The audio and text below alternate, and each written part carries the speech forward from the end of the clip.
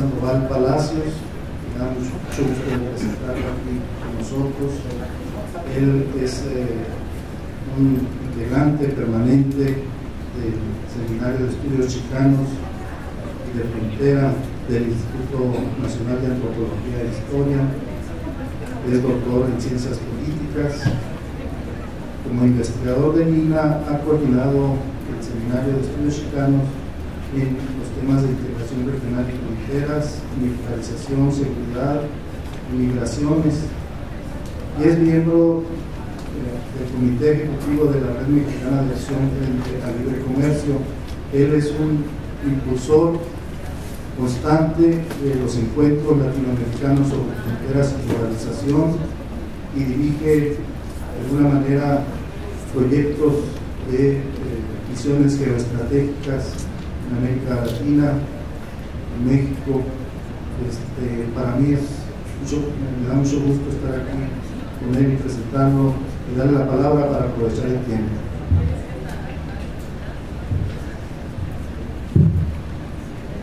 Bueno, en primer lugar, muchas gracias a Miguel Ángel Vázquez y a Jorge Masurto,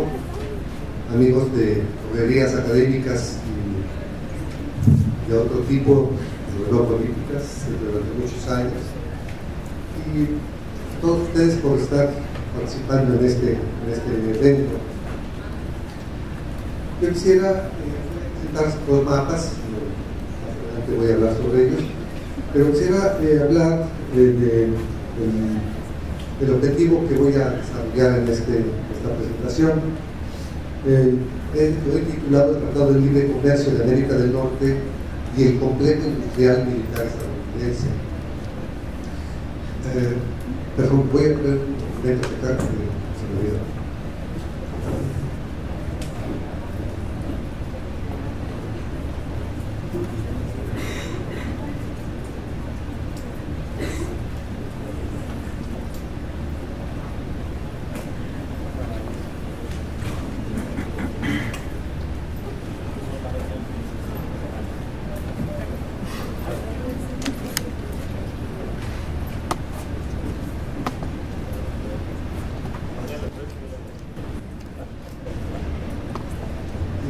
Cuando estaba terminando esta presentación, rastreando, me encontré otro documento que venía yo siguiendo en la pista desde hace ya varios años. Nada más tenía que ser un ejecutivo, y al encontrar el documento me encontré que tiene un anexo muy interesante sobre la base industrial de defensa norteamericana, que incluye las contribuciones de Canadá y de México. Con esto voy a repasar más mi presentación. Bueno, no voy a entrar tanto en los aspectos teóricos, pero sí mencionar que nuestro trabajo lo fundamentamos principalmente desde la perspectiva del capitalismo global. Uno de cuyos principales teóricos que hemos venido trabajando con él, amigo nuestro,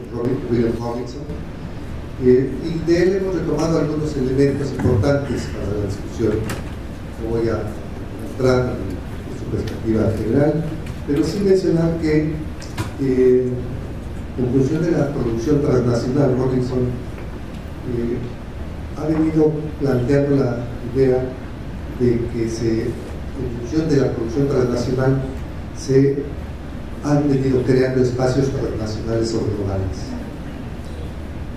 y que estos espacios transnacionales y globales, dice la emergente configuración global del capitalismo, el espacio transnacional o global suplanta a los espacios nacionales. Podríamos decir que América del Norte, a partir del Tratado de Libre Comercio, ¿verdad?, con la integración de Canadá y México de manera subordinada a los Estados Unidos, pues de cierta manera responde un poco a esta perspectiva de la creación de un espacio nacional o global, y donde se conforman en estos espacios patrones regionales de acumulación, es decir, como en función de la integración, de lo que desde la perspectiva neoclásica se habla de las ventajas comparativas y competitivas regionales, pues esto implicaría precisamente lo que se considera un patrón regional de acumulación desde la perspectiva el extractivismo global, Robinson. Dice él mismo, dice, los patrones regionales de acumulación reflejan ciertas distinciones espaciales complementarias a una configuración del capitalismo global cada vez más integral. Pero al mismo tiempo, dentro de esta región se crean o existen, o se desarrollan, se producen zonas de intensa acumulación global.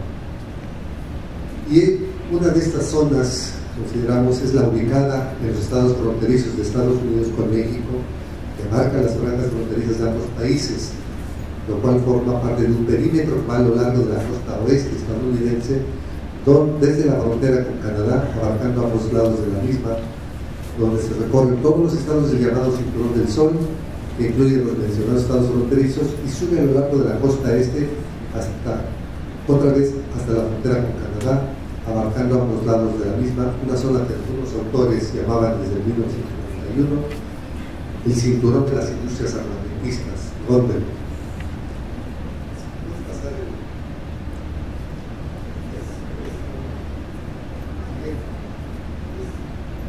mapa.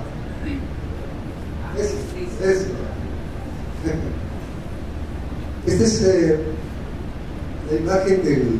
azul, está retomada de la portada del libro de Mark Hughes en 1991, que se llama precisamente la configuración industrial de Estados Unidos y la creación del cinturón de la industria armamentista.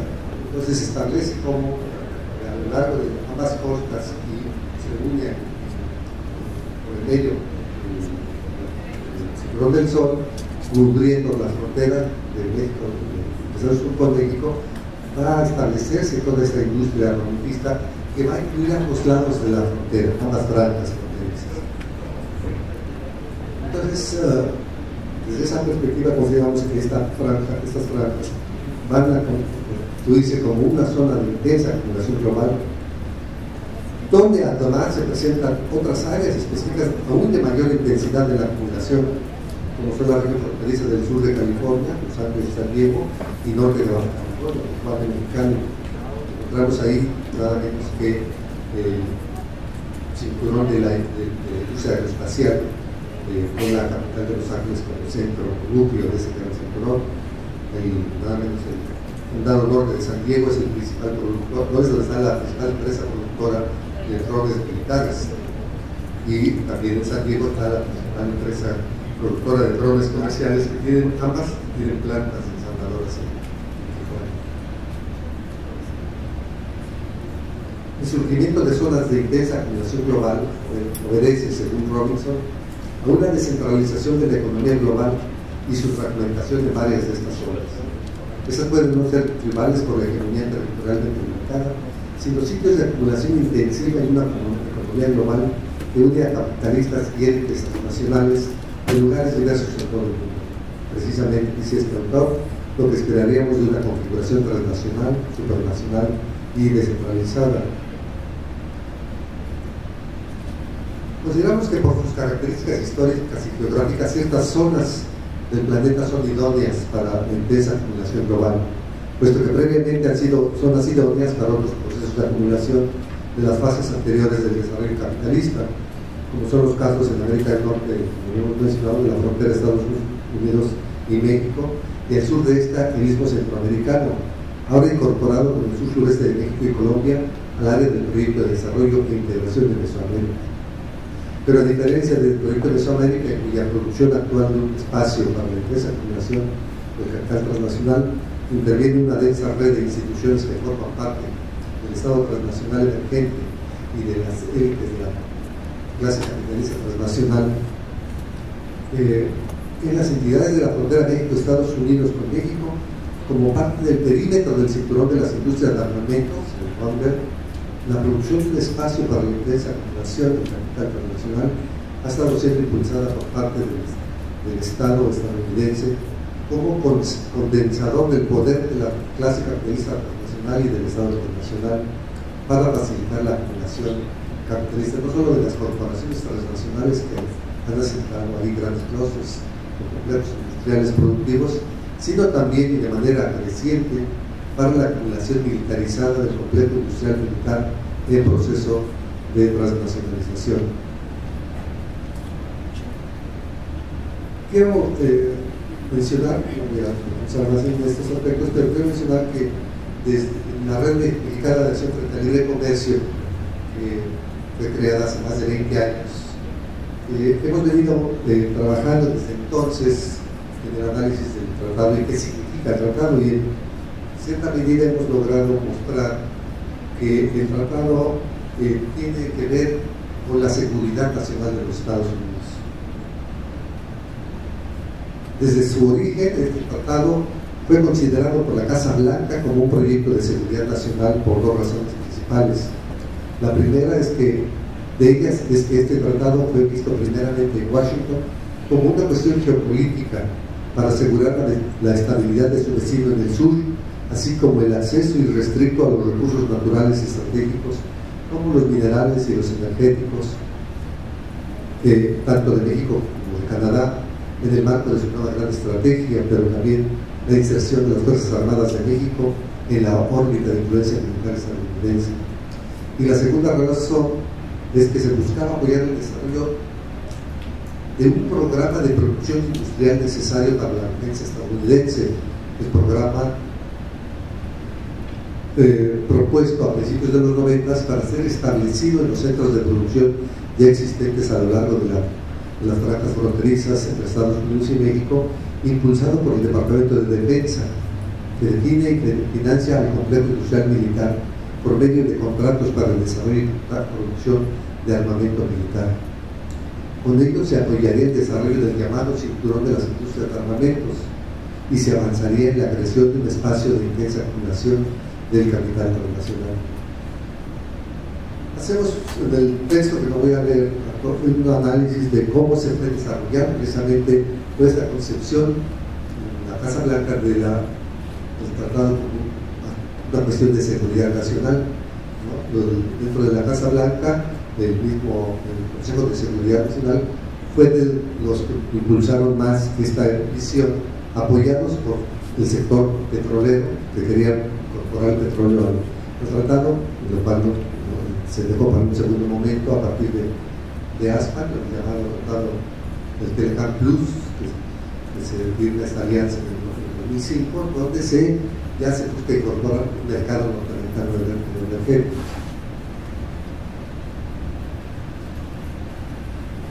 Entonces, una gran cantidad de reuniones del Consejo de Seguridad Nacional, del Pentágono y otros más, precisamente para buscar cómo establecer los mecanismos de una mayor legislación de México en los ámbitos de la seguridad nacional estadounidense a partir de un tratado comercial. En esa lógica, Brzezinski decía que ya en abril del 93 estaban durante las negociaciones del tratado, y quien fuera responsable del Consejo de Seguridad Nacional del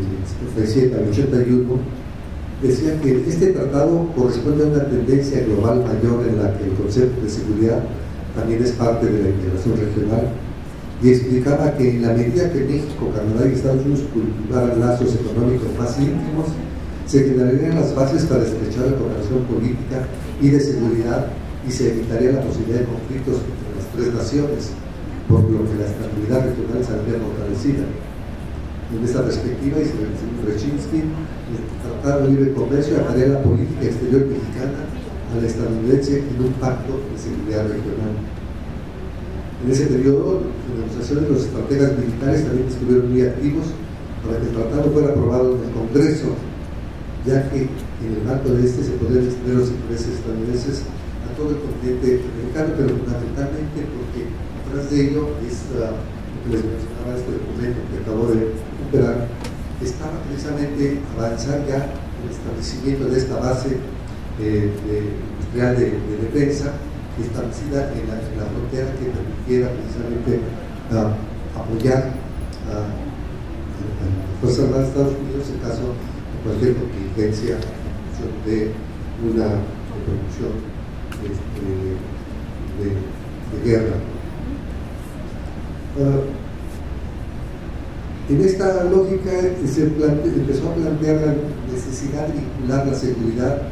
a la cuestión de, digo, la cuestión económica, a la cuestión de seguridad, ¿no? Entonces se establecía que precisamente con Clinton se planteó en su primera estrategia de seguridad nacional, él decía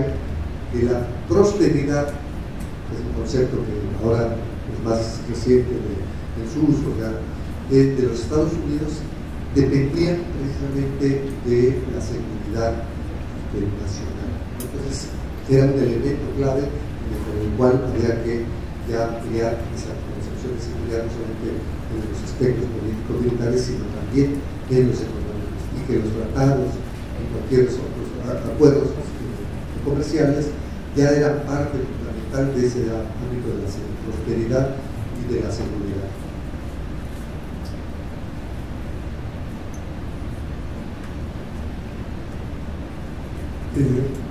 El Pentágono responsable operativo del rediseño de una doctrina que ya se empezaba a desarrollar a partir precisamente del fin de la Guerra Fría, con la reducción de fuerzas armadas y de acción rápida y de ampliar este concepto de seguridad para incluir la cuestión económica. Consultó con diversos gobiernos latinoamericanos la posibilidad de crear un brazo armado dentro de la OEA que mediara en conflictos regionales y redefiniera el papel de los miembros del Tratado del Río, lo cual fue después avanzado ya en el gobierno de Fox, ¿no? Por ejemplo, cuando Fox convoca a la reunión de la OEA en el 2003, van a llevar a cabo una reunión especial, una asamblea especial para la redefinición del concepto de seguridad de la OEA, ya como producto de este punto que venían dando ya los discusiones. Y esa redefinición se basa en la famosa seguridad multidimensional. La famosa seguridad multidimensional abarca, como el nombre lo dice, es abarca todas las dimensiones. Entonces, para la caracterización de estas seguridades, lo mismo es riesgo a la seguridad, el terrorismo, el narcotráfico y otros aspectos, y la pobreza, los desastres naturales, ¿verdad? Y otros aspectos. Puede ser pobre y es un riesgo dentro de la seguridad. Y en esa lógica, al mismo tiempo se viene impulsando a partir de la cumbre de Miami, donde se propone la creación de AICA, y se propone sobre 3 ejes: la creación de un área de libre comercio de las Américas, la promoción de la democracia, en función de reducir la democracia al puro espectro político electoral de la perspectiva estadounidense, la famosa oligarquía, y la nueva seguridad regional. En función de eso, los secretarios, ministros de Estado, a partir del Tratado de Libre Comercio y de la cumbre de Miami, acuerdan en 95, en la cumbre de Williamsburg, crear la cumbre de ministros de Defensa de las Américas para impulsar precisamente ese aspecto de la seguridad regional, y se vienen reuniendo cada año, cada 2 años, para crear los mecanismos de cooperación. Entre ellos, uno de ellos será precisamente la definición de la nueva definición de seguridad de la OEA, la multidimensional. Y en los acuerdos que han venido tomando estos ministros, se han establecido acuerdos de cooperación entre las Fuerzas Armadas de todo el mundo, incluyendo México, que poco a poco se va integrando, para accionar como manera conjunta en contra de cualquiera de estos riesgos. Entonces ahora la famosa idea de mandar los cascos azules, ¿no?, los mexicanos en cascos azules a la ONU, pues ya viene insertar dentro de eso, y ya ha habido George Castañeda, y él ya planteaba la idea de la necesidad de mandar los mexicanos en cascos azules en términos de misiones humanitarias, ¿no? Y para ello decían que México, el plan de desastre de N3, el ejército mexicano tiene toda esa experiencia, que ya había venido contribuyendo en El Salvador, y después ya en Indonesia, cuando mandan también a la Virgen Fernando. Recuerden que después, con el desastre en New Orleans, pues también mandan al ejército mexicano y a la armada a colaborar con las acciones humanitarias. Ya es un campo de entrenamiento para ir insertando a México en esa lógica de la seguridad multidimensional, pero también en la lógica de la seguridad norteamericana a partir de la creación del Comando Norte, donde México ya viene siendo insertado. Entonces todo esto viene en función precisamente de cómo el tratado o los tratados venían como una cuestión de poder abrir e insertar a México no solamente a la economía global,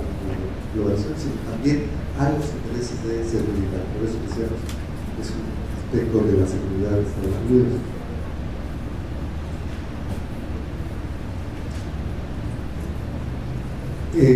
Una vez que entró en vigor el Tratado de Libre Comercio, Michael Lienchi, coronel de la Fuerza Aérea de Estados Unidos y experto en cuestiones militares de México, confirmó que el tratado fue concebido como un plan estratégico de la seguridad nacional de los Estados Unidos para la integración de América del Norte bajo el rubro de México, digo, el rubro económico, perdón. Pero también decía que era importante ver que la capacidad o incapacidad de México para incorporarse a las vigorosas economías de libre mercado será un factor determinante en la viabilidad que tenga nuestra nueva estrategia de expansión. Y mencionó que México es una pieza vital para el éxito o fracaso de la cooperación en materia de seguridad en todo el continente. Entonces, por lo que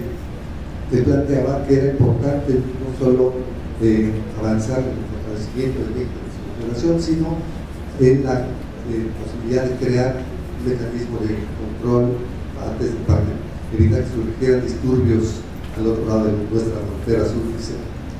no solo facilitaré en gran medida la labor de abordar los asuntos mutuos de seguridad a lo largo de la frontera, sino que se lograrán grandes avances en la formación de un régimen de seguridad esférica, esta visión de la cooperación de la seguridad fronteriza. En esa lógica se empieza a continuar un proceso de mayor militarización de la frontera de Estados Unidos. Este proceso ya se había iniciado desde fines de los 70, principios de los 80, sobre todo con Reagan, las directivas de Reagan, cuando planteaba que Estados Unidos había perdido el control de las fronteras y había que recuperarlas. Y en función de perder el control de las fronteras era que esto se debía a las migraciones que estaban llegando de muchos países de toda Centroamérica al narcotráfico y al terrorismo. Entonces, desde todas las directivas pasaron a mostrar que la migración comunitaria era un problema de carácter administrativo, sino de seguridad nacional, igual que tráfico y terrorismo. En 2011 estas cuestiones se van a normalizar, pero desde entonces se empiezan a desarrollar mucho más todos estos procesos de militarización a lo largo de la frontera, el aumento de la familia fronteriza, el uso de helicópteros, de los famosos AWACS, estos radares para localizar a los aviones que transportaban droga, y recientemente los drones. Entonces, esta visión de la militarización fue empujada a lo largo de los 80s y principios de los 90s, coincidiendo con otro proceso que se venía dando de una manera muy acelerada, que era precisamente en función de la reestructuración económica y de la relocalización industrial de Estados Unidos. Muchas de estas industrias fueron trasladadas a la frontera, ¿no? O al otro lado de la frontera. Recuerden, desde los 70, principios de los 80, la industria automotriz, por ejemplo, del medio oeste, la desintegran y la mandan muchas de ellas plantas aquí a la frontera. Aquí, ahora tenemos una de las plantas más modernas de la Ford, en Chihuahua, se diga, etcétera, etcétera. Entonces, pero a lo largo de la frontera de Estados Unidos, del otro lado, también se empezó a desarrollar ya grandes inversiones para las industrias del armamentismo. Y ya algunas de ellas estaban ahí desde antes, pero sobre todo a partir de eso, Reagan se empezó a desarrollar ya grandes inversiones para la frontera. Pero sobre todo a principios de los 90, ya cuando se venía dando este aspecto de la del derrumbe del bloque soviético y el fin de la Guerra Fría, se empiezan a plantear una serie de cuestiones de la necesidad de reestructurar la base industrial de defensa de los Estados Unidos.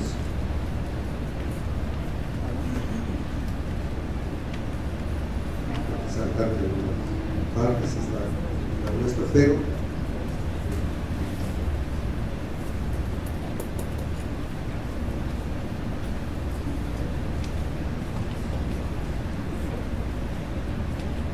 decíamos, es importante cómo pensar en función de la definición de las nuevas estrategias militares de Estados Unidos en términos globales, ante el derrumbe del bloque soviético, etc., se replantea precisamente como el frente central, que para entonces Estados Unidos había sido Europa por la convención contra la Unión Soviética, pasa a un segundo plano, y el frente central va a venir dentro del propio territorio de América del Norte. Entonces se impulsa la creación del Comando Norte, se impulsa la necesidad de establecer fuerzas armadas y con nuevas armas que puedan ser utilizadas de una manera mucho más efectiva en cualquier parte del mundo, haciendo frente ya no solamente a un solo enemigo, sino a la posibilidad de tener varios campos en todo el conflicto.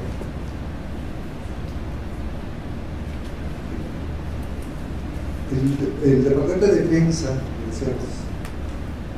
bueno, además de que decíamos que durante el Reagan se empieza a dar un gran impulso al complejo industrial militar, sobre todo con la industria de la armamentos. En ese periodo se desarrollaba la militarización y segurización de la frontera de la Unión Fronteriza con México, con mecanismos para combatir la migración irregular y la narcotráfico y el terrorismo, en el marco de una doctrina aplicada, que se había aplicado en Centroamérica y en otras partes del mundo, la del conflicto de baja intensidad en la frontera, pero también para la vigilancia y control de este espacio estratégico. En esta misma época es el Departamento de Defensa define y financia el complejo industrial militar, que financia este complejo, manifestó su interés por el establecimiento de este programa de control industrial de la región fronteriza. Este interés estaba basado en una tesis que circulaba en los medios militares del Pentágono, y esta tesis planteaba que la base industrial de la defensa de Estados Unidos, un ingrediente clave para la disuasión y la seguridad, estaba deteriorándose. Entonces, en esa visión se planteaba la necesidad de impulsar una reestructuración. Esta discusión se llevó al Congreso estadounidense, donde los congresistas pidieron a la Oficina de Evaluación de Tecnología que evaluara en qué forma debería tomar la base futura y qué políticas gubernamentales podrían facilitar mejor la transición de la configuración de la base industrial de la Guerra Fría. En un primer informe, publicado en febrero del 91, esta oficina definió la base industrial y tecnología de defensa y discutió cómo Estados Unidos había utilizado su fuerza tecnológica e industrial para asegurar su seguridad nacional en el pasado, y discutió algunos de los avisos enfrentados por la nación. En el informe publicado en julio del mismo año, que es la mención que acabo de conseguir ya en su versión completa, la OTAN examina los requerimientos de seguridad nacional emergentes, investiga las actuales condiciones y tendencias en la base industrial y tecnología de defensa y propone algunas características deseables para la base futura. El informe concluye con una discusión de las amplias opciones estratégicas y las decisiones tácticas que deberían ser consideradas en cuanto que la nación se mueve hacia su futura base. En esta visión, en el apéndice de ese informe, se habla de la necesidad de crear o de impulsar la base industrial de defensa norteamericana, es decir, de incluir a Canadá y a México en esa base, y no solamente sea porque dice que es importante aprovechar tanto la industria militar y la operación que ya existía con Canadá, pero también insertar